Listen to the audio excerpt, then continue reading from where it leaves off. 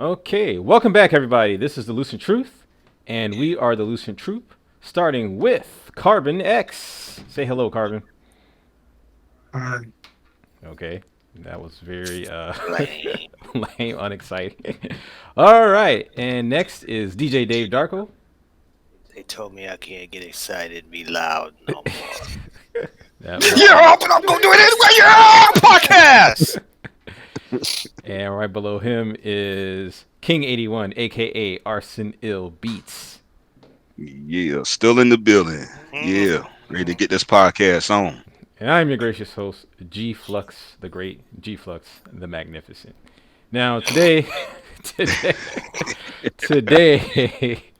today, we are going to do two things. One, we're going to do a trailer reaction to the new Spider-Man Across the Spiderverse movie, because in some of our older podcasts, we did a review for Into the Spider-Verse, and it's one of the few movies that we gave a legendary rating, where we gave it more than like 5 stars. We gave it 6 stars. You know, it went above the scale. Everyone thought it was pretty good. At least I know I gave it a legendary rating. I don't know if everybody else gave it a legendary rating, but I know everyone gave it a pretty high rating. I know that. So that's going to be the first thing we do. So if everybody wants to take, can you everybody see my screen that I'm sharing? Yep. All right, let me know. Let me know if you can hear it. Loud and clear. Loud and clear. Okay, cool. So let's watch the trailer, everybody.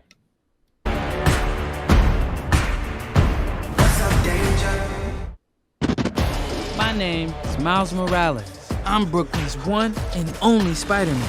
And things are going great. Oh yeah, you were supposed to be here at 5. All right, whatever. Whatever? Wow. Whatever?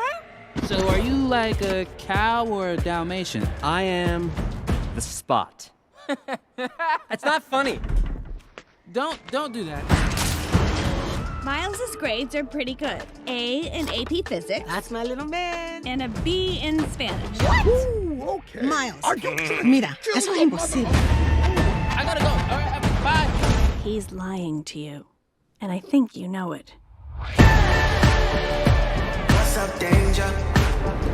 Miles! Want to get out of here? Oh, Gwen? So wait a minute. There's an elite crew with all the best spider people in it?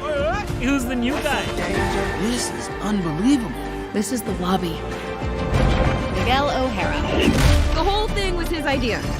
What's a guy gotta do to join this spider team? You can never be part of this. Don't even get me started on Doctor Strange and the little nerd back on Earth 1999-99. Come on, go easy on the kid. He had a terrible teacher. Peter! Miles! Mayday. You have a baby? I have a baby.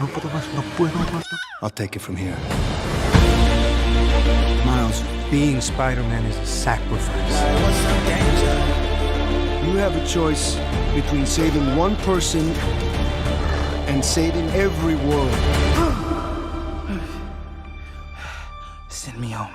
I can't do that. I can do both! Spider-Man always... Not always. What about Uncle Ben? If not for Uncle Ben, most of us wouldn't be here. Can't stop me now! You can't run forever, kid. I can't lose one more friend. Miguel, this isn't what we talked about. You knew? I have no idea what you're doing. Everyone keeps telling me how my story is supposed to go. Nah, I'm gonna do my own thing. All stations, stop Spider-Man. You? What, me?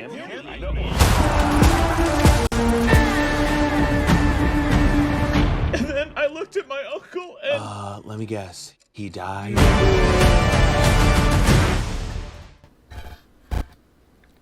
All right, guys. You know, what do you have to say?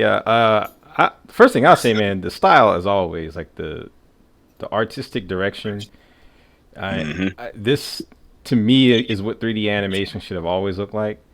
The plastic stuff that Toy Story kind of set the bar has always turned me off. I've never particularly cared for that style, but this merging 3D, like, remember when Miles Morales' mother, when they learned that he got a B in Spanish, she snapped her fingers. When she snapped her fingers, like a little Cuban flag came up. I thought that was cool. Like that was cool, man. Like it looks good. It looks good. And I don't know exactly what the story is, but it's almost like it seems like maybe something for the universe to be right, he has to have a loved one to die, like all the other Spider-Man characters, and he's the only one that doesn't. And it's looking like he's saying, "No, I'm gonna go save this person. I'm gonna go save this person that's close to me," or something like. That's what I'm assuming is the story. Which is already happened interesting. in the first. What do you mean? Didn't his uncle die? Yeah. I thought that would. But his uncle was a villain. Yeah. Though. But yeah, I see what you're saying. Yeah, I guess. Yeah. Yeah. Yeah. I don't know. That was. It's good to have your direct caretaker die. And that's a different story. Yeah. Another thing I like, and I've always liked, even about the first one, is you got a black male lead who's, he's a normal kid. He's not a gangster. He's grown up in the ghetto. He's a normal kid. You know what I'm saying? He has a father and a mother and a functioning home. I think that sends a good message. So, but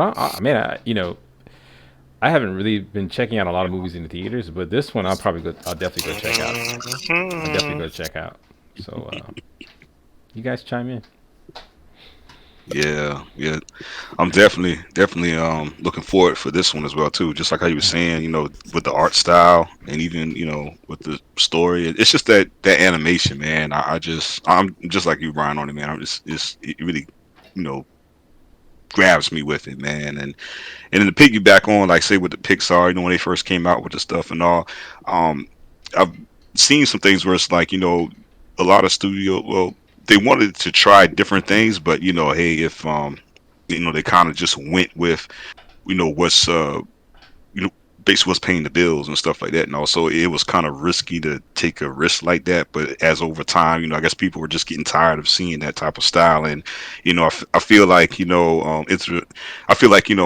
this Spider-Man, it was a chance to actually get stylized with the 3D animation. And in a comic, and putting like those comic elements in the 3D animation and stuff like that, it worked. And then after that, you started seeing other 3D type movies trying different things with different textures, and so it opened the door for us to start getting some different flavor in it. Because a lot of times, man, if you look at those, like a lot of the movies like Pixar and like the rest of the other studios like that, it's kind of hard to tell the difference between them. But now this is coming out, you're starting to see different flavors. So yeah, definitely excited. DJ Dave? Oh, I thought Caleb was gonna say something. I'm a little confused, guys. It looked like a lot was going on as far as the artwork. To me, it looked very busy. The storyline, it might be alright. I started to kind of understand what was going on near the further part of the trailer. At first, it just seemed like, okay, a lot of Spider-Mans. I'm gonna give it a chance. I have 50-50 feeling on this one. It might be hit or miss. They might have all the elements in there that they think people want, but not tell a good story. So I'm going to wait and see on this one. I do not know. I think it's hit or miss with this one. I don't see anything right off the bat other than kind of some comedy elements I saw in there. But I don't know. Caleb? I mean, it all looks pretty good to me. I mean, I guess it's pretty cool. I guess I don't know if he's the main villain, or I guess the main tags is like the future. I forgot what he's called. Is it the future Spider-Man? 2099. Yeah, I know he's like from a future timeline or whatever. 2099. Yeah, 2099 Spider-Man. I guess he'll probably be the main antagonist. I guess at least that's what it's looking like.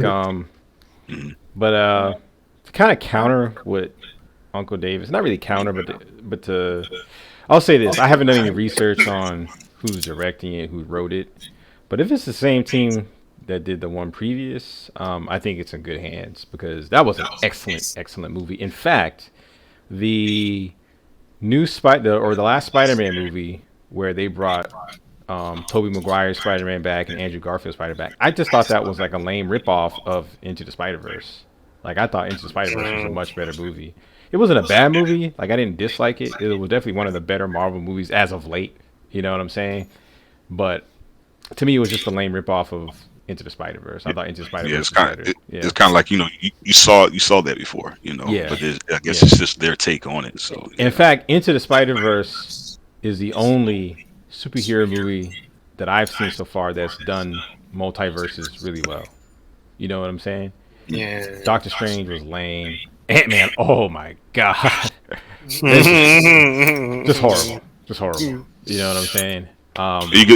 You get that to like the writing, basically. Like definitely right. But multiverses are hard. Like when you start doing this alternate dimensions and stuff, man, it's hard to ground that type of thing because there's no finality to anything. You know what I'm saying? And then when you start talking about whole universes ending, it's hard for people to kind of grasp their heads around that kind of concept. It's just, I don't know. It becomes like anything, like anything's, you know, it's hard to internalize. You know what I'm saying? Yeah, and anything's possible. So it's just like, so I thought Into the Spider-Verse did a good job with doing it. Hopefully it doesn't get too crazy to the point where it's hard to relate to, like Ant-Man or Doctor Strange, Doctor Strange was pretty bad too. That last Doctor Strange movie was not that good. It wasn't as bad as Ant-Man, but it was close. I did not enjoy that movie at all, really. But yeah, guys, I'm looking forward to it. But does anybody else have anything to say to kind of conclude our trailer reaction portion of the podcast? Okay, then we'll move on.